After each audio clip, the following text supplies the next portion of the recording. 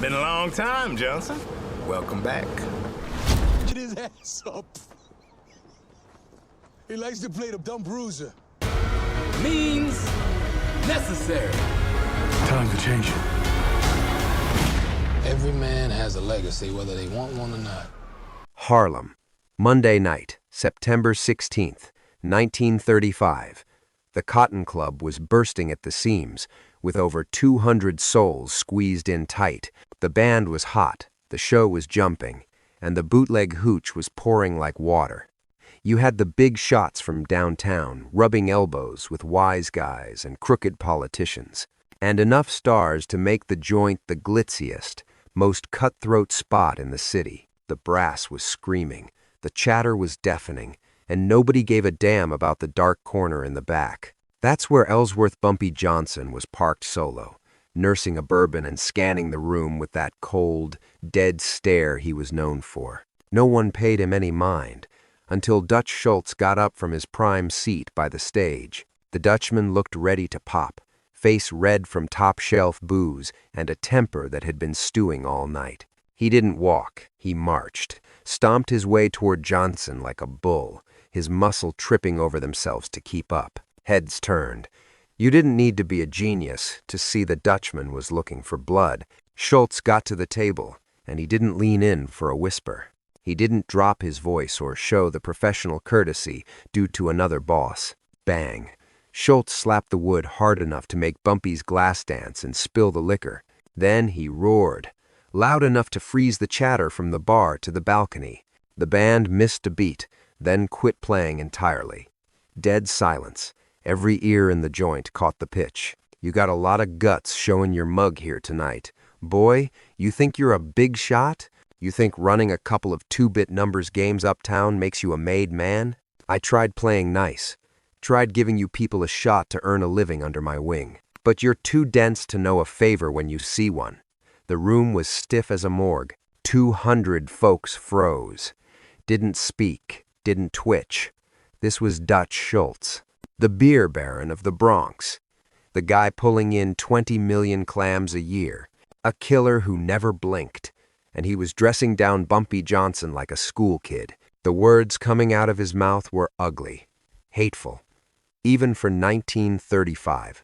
Even in a segregated joint in Harlem, folks were rattled by the venom in his voice. Bumpy didn't budge, didn't reach for the heater tucked under his coat, didn't flinch. He just raised his eyes and looked the Dutchman dead in the face. Stone cold. No heat, no sweat, no reaction to the disrespect. He let Schultz run his mouth until he was done. You could hear a pin drop. The neighbors were gawking, scared stiff but unable to look away from the train wreck, watching Harlem's godfather sit there and take it, eating the insults. No fists, no arguments, just that steady stare, looking right at the man screaming filth at him in front of the whole town. Then Bumpy opened his mouth. He spoke soft, real low. Folks had to lean in to catch it. Smooth as silk, like he wasn't even in the same room as the raging maniac standing over him. Ice cold. Witnesses later said it was the spookiest thing they ever heard. No anger, just facts. Like a judge dropping the gavel on a death sentence. You got 7 days.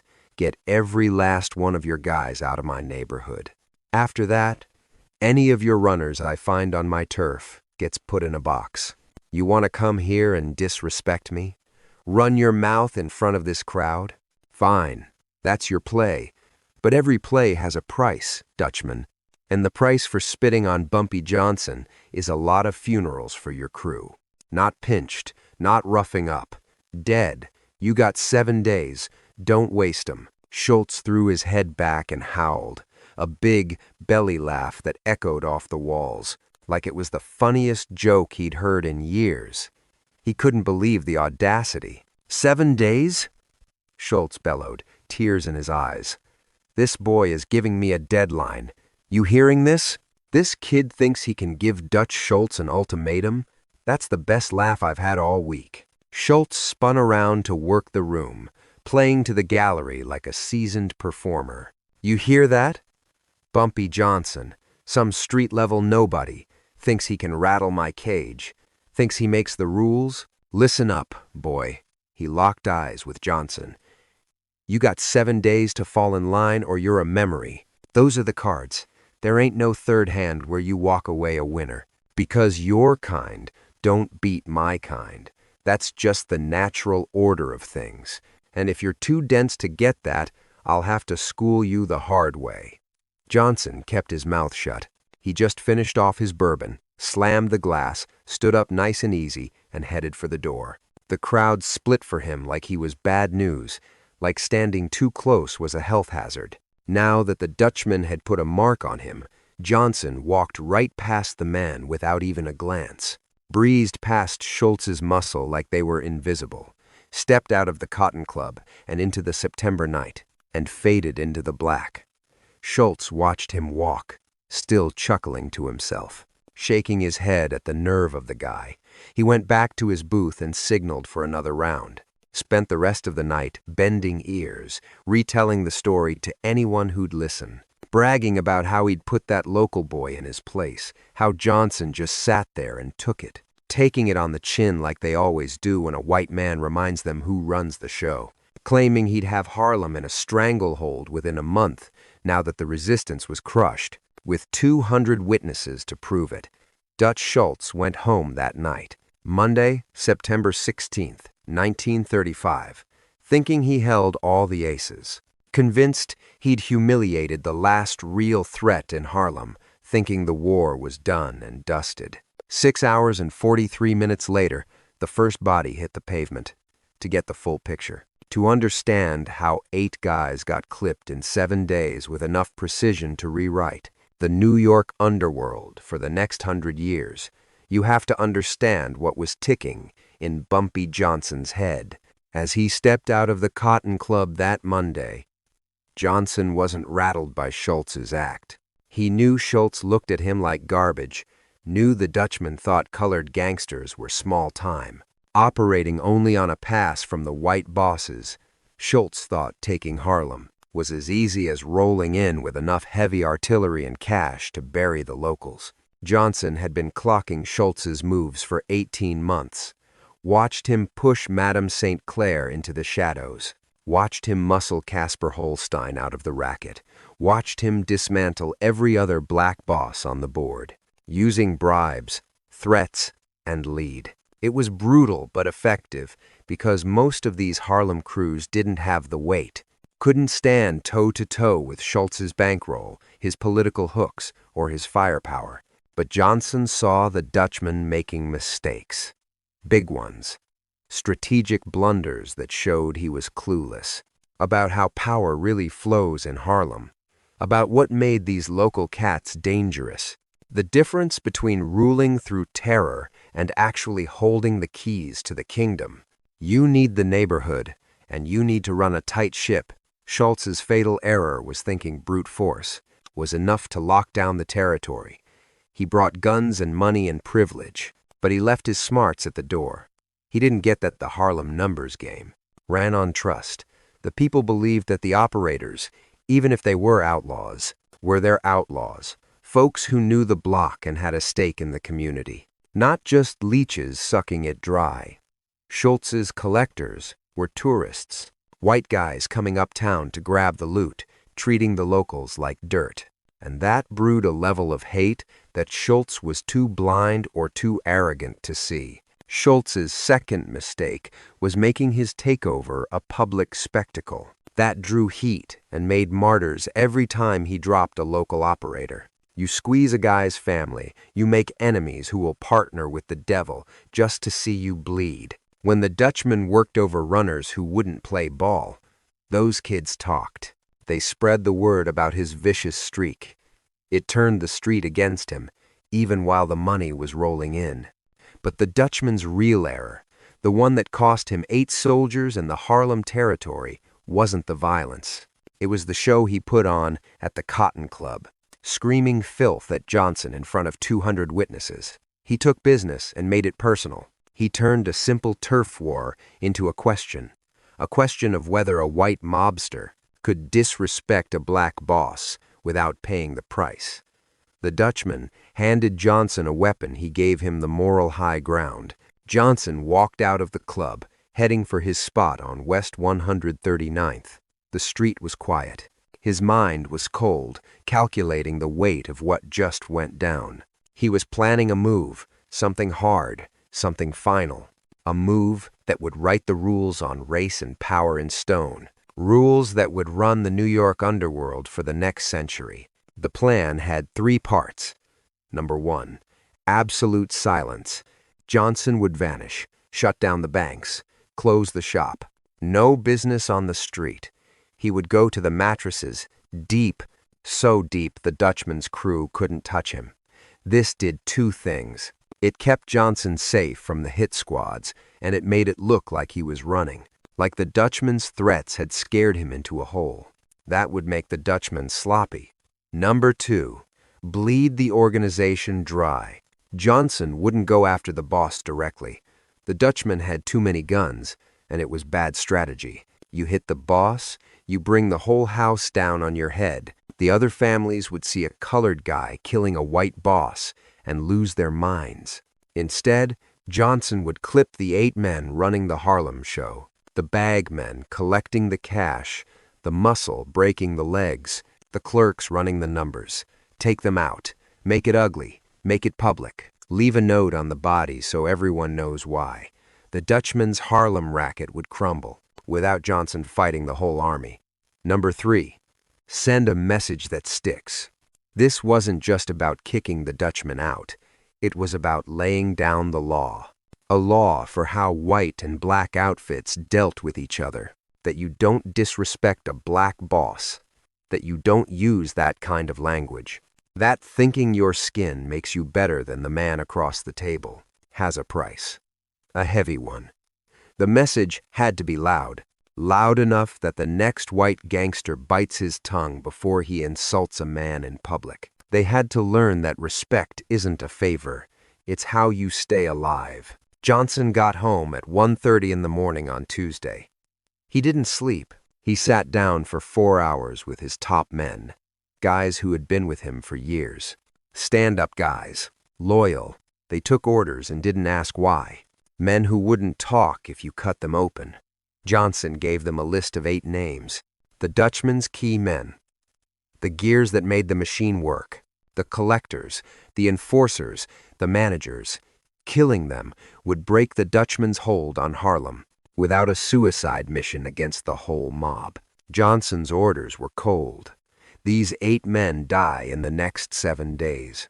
1 a day, write down the list. Do it how you like, but make sure they're found fast. And make sure every body has a note. We're starting the countdown. First head on the block is Vincent Morello. It goes down tomorrow night, Tuesday. The guy is a bagman, works the Central Harlem beat. He usually wraps up his collections right around 11 at night. Snatch him up after his final stop. Take him somewhere quiet and make it hurt. I want him to know exactly why his ticket is being punched. Dump the carcass where the morning shift will trip over it. Pin a note to his chest. 1 down, 7 left. Get out of Harlem. Sit tight for 24 hours. Then hit the next name on the list. Don't stop until all 8 are in the ground, unless Schultz packs his bags and leaves for good. One of the crew decided to speak up. Boss, if we clip 8 of his earners, the Dutchman is going to come down on us like a ton of bricks. He'll gun for you, for all of us. He'll torch the whole neighborhood just to settle the score. How do we walk away from that?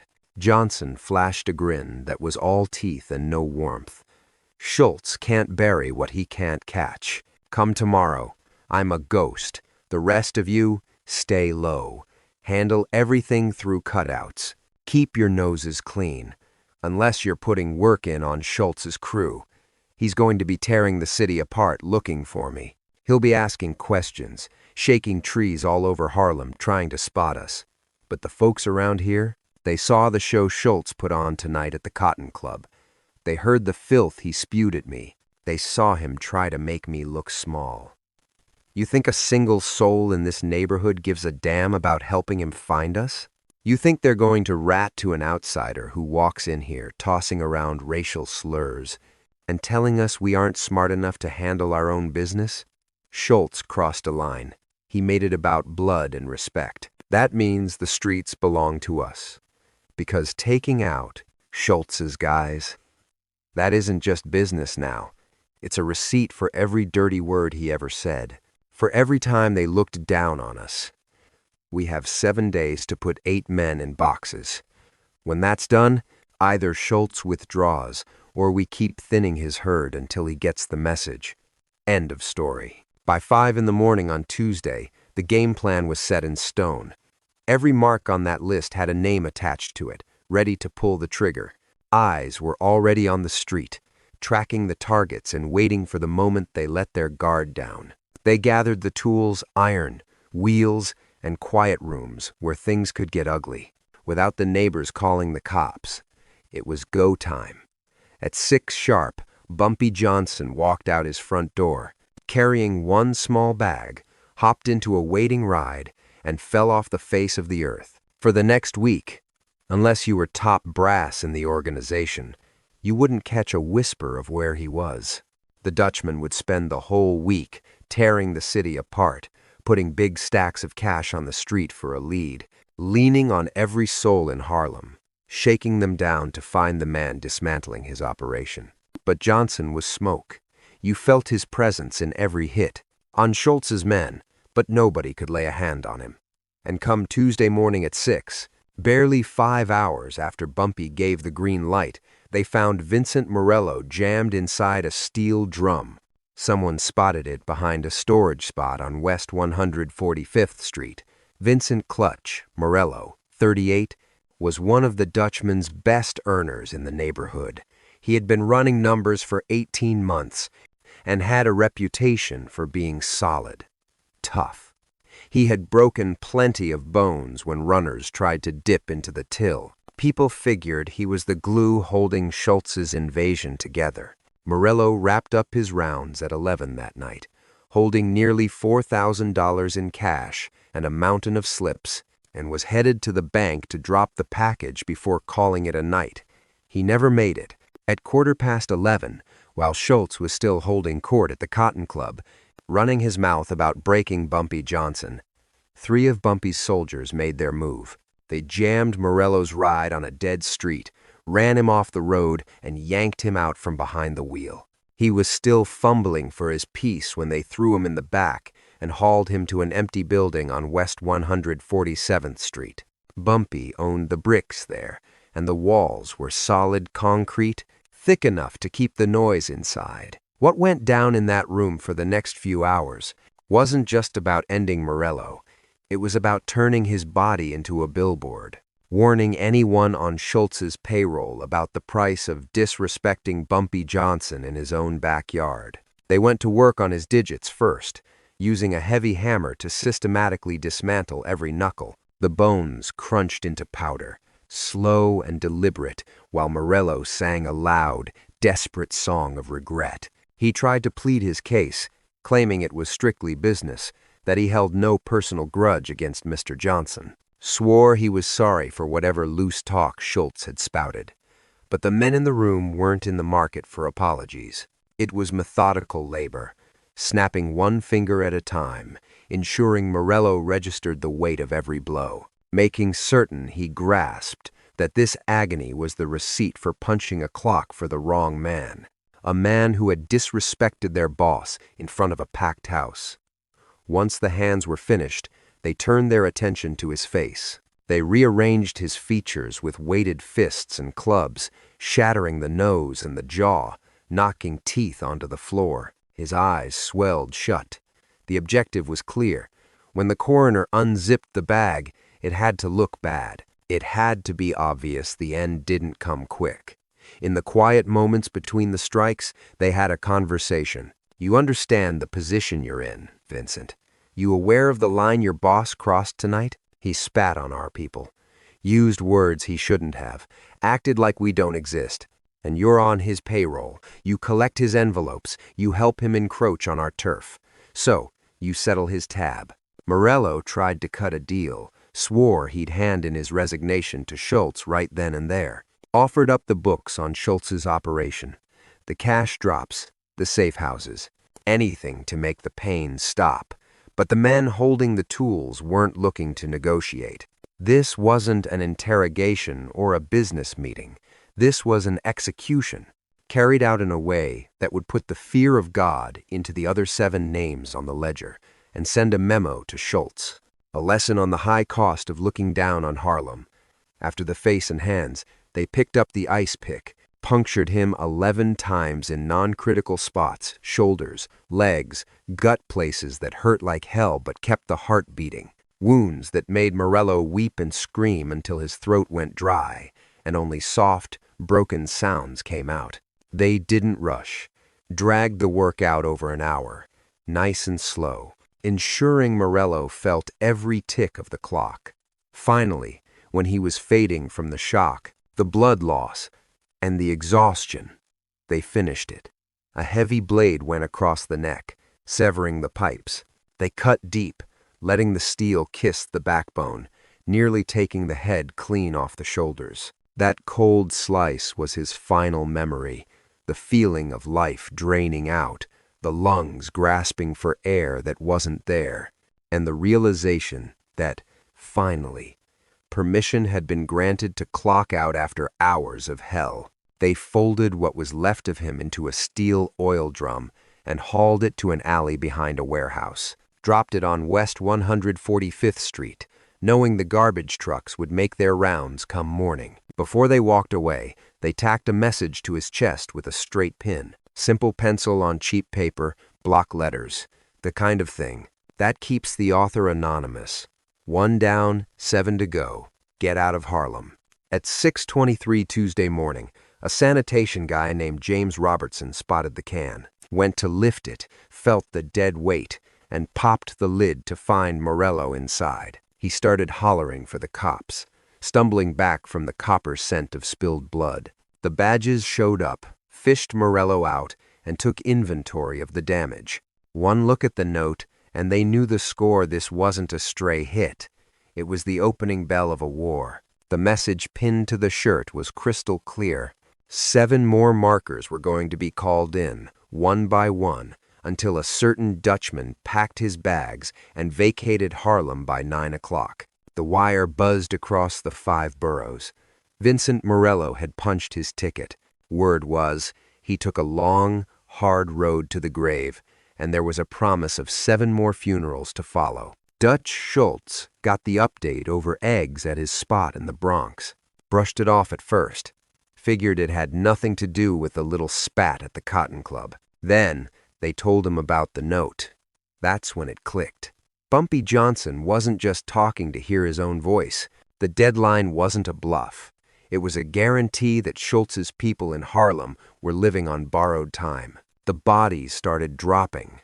Dutch took it exactly how you'd expect, screaming his head off and making wild threats. He put the word out. Find Johnson. Put him in the ground. Problem was, Johnson had turned into a ghost. The man's apartment was bare walls. His numbers joints were shuttered tight. You asked around, and nobody knew a damn thing about where he was. Dutch spent Tuesday throwing cash at anyone with ears, sending his muscle up and down Harlem to shake the trees. They leaned hard on folks who played dumb. But that neighborhood was still boiling over from the show Monday night. Not a soul was talking. Nobody was lifting a finger for the white racketeer who came into their house and insulted their people. They weren't giving up the man settling the score. Come Wednesday morning, September 18th, the Dutchman got a delivery. An envelope slid under the door of his Bronx outfit.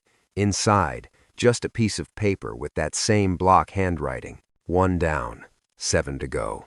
You clipped our pride, we clipped your collector. Next one goes today. Pack your bags or start digging graves. 2:15 in the afternoon.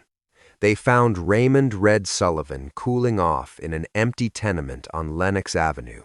1 slug behind the ear. Professional work.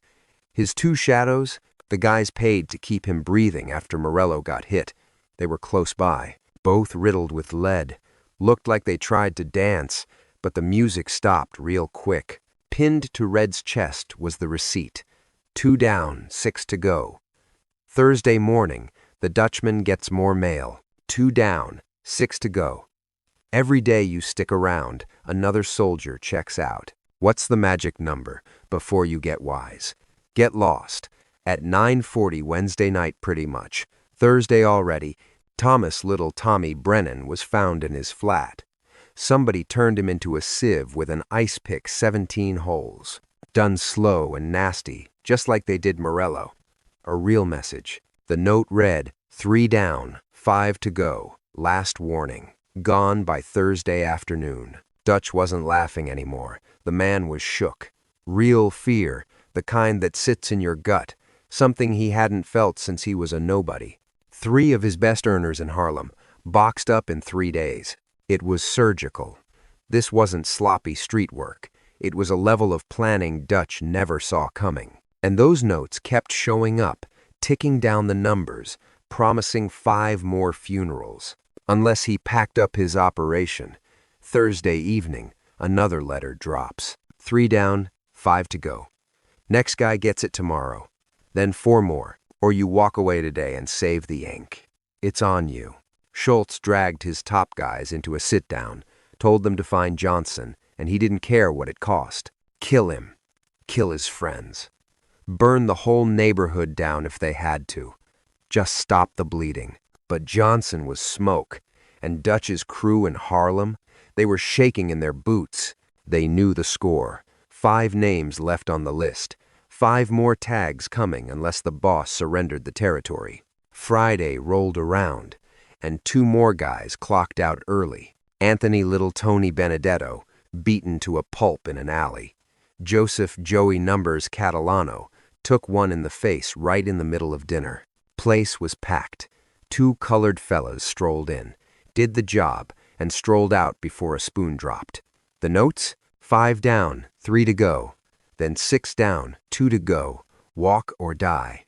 Friday night, headquarters gets another envelope. This one had more to say. Laid it all out on the table exactly why the bodies were piling up. 6 down, 2 to go. You want to know why your crew is dying? Disrespect. You came to our turf.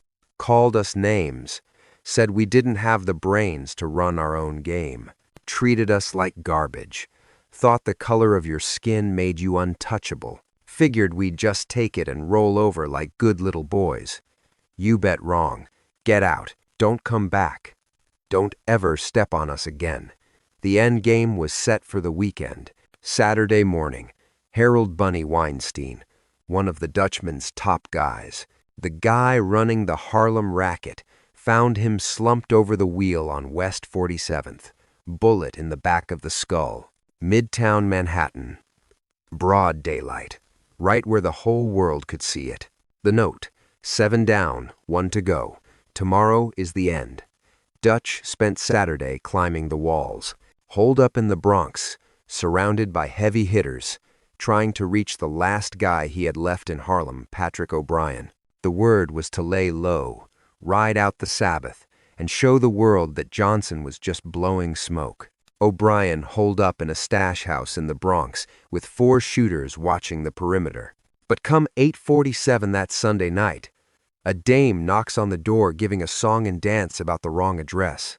The muscle cracks the door, and she tosses a cocktail right in his face. The whole joint went up like a Roman candle. The crew scrambled for the back exit, only to get chopped to pieces by scatterguns waiting in the shadows. O'Brien made a play for the window, but he caught a slug before he could even get a leg over the sill. He tumbled back into the inferno. By the time the smoke eaters put it out and dragged out what was left of him, they found a slip of paper. Singed, but you could still read the print. 8 in the ground, none left. Harlem stays with Harlem. You insult the family, you pay. Pack up and don't look back. That was the period at the end of the sentence, a warning that echoed for a century. Monday morning, September 23rd, the Dutchman got his last love letter from Bumpy. You're down 8 soldiers, Dutch. They're cold because you opened your mouth. You disrespected me, ran your tongue in front of a crowd. You treated us like help, like we don't sit at the same table. You thought I was selling wolf tickets when I promised blood. You had a good laugh. Called me a chump who didn't know the score or how this thing of ours works. I wasn't playing. Ask your 8 dead friends. You got 24 hours to shutter every shop you're running uptown. Clock runs out. I start touching your people all over town. Bronx, Brooklyn, Manhattan, nobody is safe. 1 a day keeps the doctor away until you're gone. Forget the cash. Forget the turf. This is about standing tall. This is school for you and every other outfit in the city. You don't spit on us without paying the toll. The bill is 8 stiff so far. It goes up if you stick around. Hit the bricks, stay gone. And don't forget the price of forgetting that we demand the same respect you think you own. Signed, Bumpy. Come Tuesday night, the Dutchman's whole Harlem racket was dark. He yanked his crew, walked away from a 1.5 years of sweat and heavy coin, and tucked tail. Better to run than keep bleeding for a guy who showed he had the tools and the stomach to keep dropping bodies forever. The word hit the street like lightning, whispered in every gin joint, numbers parlor, and social club. The Dutchman had tried to clown Bumpy at the Cotton Club, threw dirt on his name in front of 200 sets of eyes, and inside a week, 8 of his boys were on ice, and he was chased out of Uptown by a man who showed that a loose tongue leads to a closed casket. That lesson stuck around for generations. After 1935, the white outfits watched their mouths when doing business across the line, watched their tone, and stopped thinking the color of their skin gave them a pass to look down on us, because nobody forgot what befell the Dutchman when he forgot that respect is a two-way street, when he thought he could say whatever he pleased without catching heat. Bumpy stepped out of the shadows on Tuesday, September 24th, strolling down Lenox like he owned the pavement. When the press asked about the bodies, Johnson kept it short. I ain't got a clue what you mean. But I'll tell you this, Harlem looks after Harlem. Anyone comes up here running their mouth, disrespecting the family, treating us like dirt, they find out that every action has a reaction. Dutch made his bed that Monday at the club. He chose to try me in front of the world, and he paid the tab with 8 of his men. That's the business. You step on our toes. You pay the toll. Keep that in mind. Maybe you'll see old age. Dutch never set foot uptown again. A month later, October 23rd, 1935, he got his, clipped by shooters from the commission. They figured he was a loose cannon, too much heat, bad for business. And Bumpy, he scooped up Dutch's old rackets, built a kingdom, and became a legend. And not just because he sent the Dutchman packing. He laid down the law that would run our business for the next 100 years. You never disrespect the brothers. Not on the street, not in a back room, not if you plan on staying above ground. 8 dead men in 7 days. A message written in blood that New York never walked away from.